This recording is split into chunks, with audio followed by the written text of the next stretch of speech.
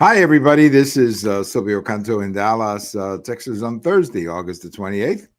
Welcome to our commentary. Well, a couple of quick stories here before we get to our regular topics. You all heard that Chip Roy, Representative Chip Roy, who represents, by the way, the area that he currently represents is Kerrville, which is where these floods happened a couple of months ago. Well, he's decided to run for Attorney General. And I think he's got a very good chance of winning. In fact, I would argue he's probably the strongest candidate so far running for Attorney General. And by the way, let me say something about Chip Roy. I see Chip Roy as a potential candidate for governor. Now, I know Dan Patrick, the lieutenant governor, would be the logical one to follow Abbott. Governor Abbott has apparently decided to run in 22 or 26. So that would push this to 2030. But I can see Chip Roy as a potential governor of Texas. I just think he would be the kind of guy that I think Texas would elect as governor. But anyway, so he's running for Attorney General. And here's the interesting story we just learned today. Mark Teixeira. Now, if you're a baseball fan, you recognize that name. Mark Teixeira, who played with the Rangers, actually came up with the Rangers, spent quite a few seasons here. And then when he became a free agent, he ended up with the Yankees and was a part of their 2009 World Series champion. It came back to Texas after his playing days, or maybe he never left. But anyway, came back. And now I guess he lives down in that area, in the Kerrville area. And he's decided that he's going to run for the Congress. So Mark Teixeira, I mean, look, that's a pretty Republican district, so he's very likely going to win. I don't know who else would be running there, but he has a lot of, obviously, name visibility, and he's a congenial kind of guy. He's telegenic, so I can see Teixeira, winning down there and joining the Congress in 27. So we'll have, Chip Roy here in Texas as the new Attorney General. I think that's very likely. And Mark Teixeira in Congress representing Chip's district. I think that's, I'll take that. That's not a bad deal for the voters here in Texas. So Mark Teixeira, I always liked him as a player. And I'm glad to see that he's doing well and getting involved in politics. I always had a very good impression of him.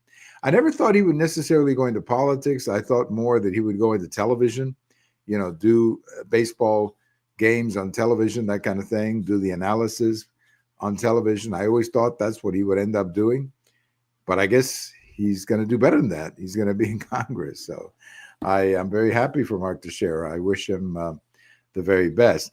The other story is that the GDP report came out for the second quarter, or at least a revision of it. And it's 3.3. That's a good number.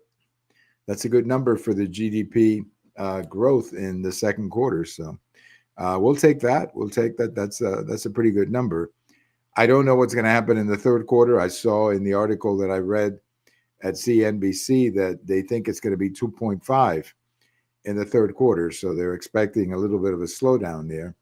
But 3.3 is a very good number, So American economy seems to be doing well.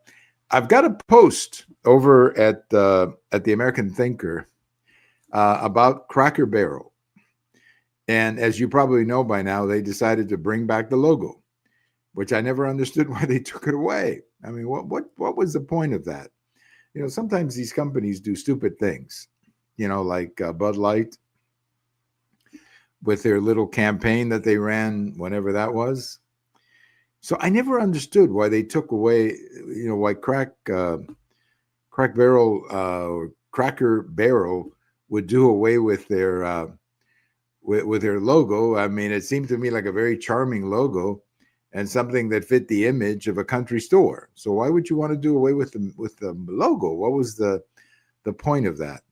Well, let's just say put it this way, the customer didn't like it. And the reaction to changing the logo was pretty severe, not just economically. They lost money in value, but the stores were empty and people were angry. And, a lot of people were saying, hey, don't take away my tradition.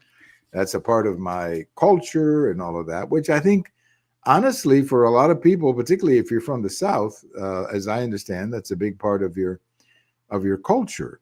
Now, in my case, as I write in the article that I wrote over at the American Thinker, my attachment to Cracker Barrel is that after my parents retired, they loved it. They used to go to, they would travel east to see my sister and her family.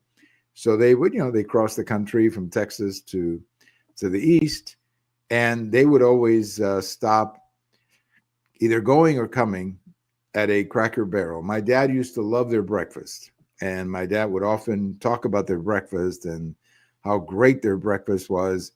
And I remember going with my mom and dad one time that we went to see one of our sons at Texas A&M, and we went by a Cracker Barrel. And I had breakfast there, and I thought it was okay. I mean, to be honest with you, I've had better. But I can see why my parents liked it so much, because of the atmosphere. It was just a great atmosphere. And you could tell it was full of people who looked like they were kind of retired, like my parents. So, I mean, I thought it was a great atmosphere. I thought it was, the look of the restaurant and all of that was really charming. Anyway, so they decided to change the logo. I don't know why they did, but the pressure was such that they brought it back.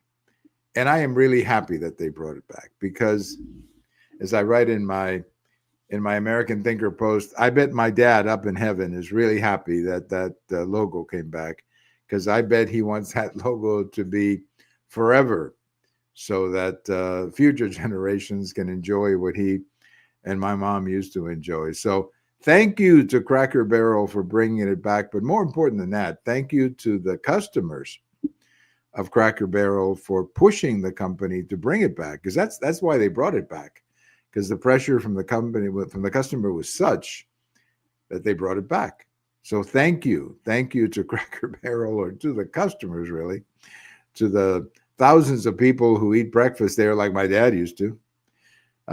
You're the ones who brought it back. You're the ones who brought it back. You're the ones who said, hey, no, don't touch a good tradition. Don't touch a good thing. Leave it alone. Nothing wrong with the logo. Great logo. And it is a great logo. It is a great logo that I think tells you everything you need to know about that country store. So we're so happy that Cracker Barrel is back. The logo is back. Now, I don't know if the management is going to come back after making such stupid decisions. I don't know. That's not for me to know. But I'm glad the logo is back. I think the thousands of people really are what it's all about, having that logo back. Well, I got to say a couple of things about this shooting in Minneapolis. It's a developing story. And something that it's complicated, but let me just tell you a couple of things about it. Number one, I don't think there's going to be, people want to say, what can we do to prevent these things? Honestly, as I see it, there's only one thing we can do. We've got to get better information and better supervision of people who have these mental problems. These are people who need help. And the more we can help them, the better. And people who have these problems, very often they're taking a lot of depression pills and all of that. They shouldn't be able to buy a gun. I know that this young man, the person, the killer, the alleged killer up there, apparently he didn't have a criminal record, but there was enough in his background of mental issues that he should have never been able to buy a gun. So that, I think, is something we can work on. That is how we can get some of these people, or at least how can we learn more to prevent these kinds of tragedies. The other thing that obviously we have to do is we have to make sure that there is security at our schools. Now, I just learned something today, that up in Minnesota, some of the Catholic schools and some of the private schools had requested help from the government a couple of months ago, from the local government there, a couple of months ago, regarding more security. And they didn't get it. initially it went to the legislature, I get up in Minnesota, and one way or another they never got this help. So you had these poor little kids and doing the mass or having this mass, and they were just like targets, absolute targets. And this guy was able to get in and shoot him the way he did.